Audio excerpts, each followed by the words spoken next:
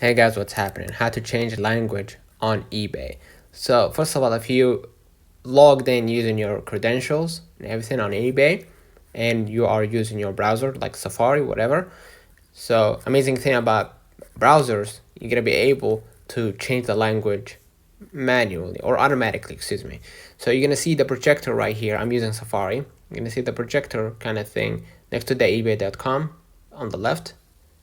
Click on it and you'll be able to see or shown multiple options, right? Go ahead and click translate to your native language or translate to whatever language you speak.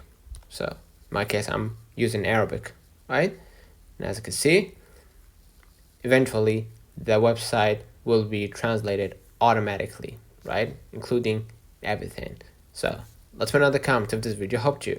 Do not forget to like and subscribe. Thank you, and we will catch you in the next time.